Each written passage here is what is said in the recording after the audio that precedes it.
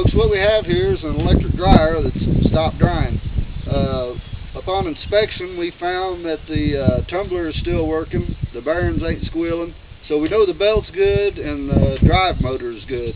And a common problem among electric dryers is that the elements go bad, and we're thinking that that's what we have here. So let's have a look-see, shall we?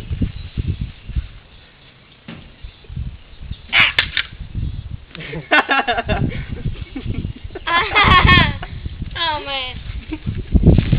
Whoa!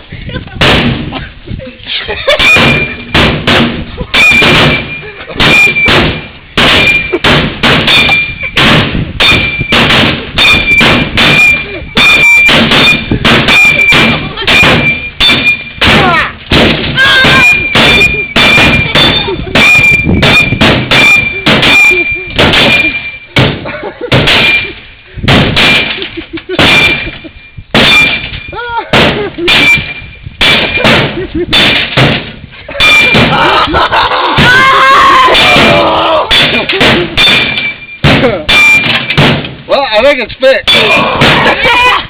It's fixed now! I had to wear a wet shirt to school yesterday! Yeah! Yay! I freaking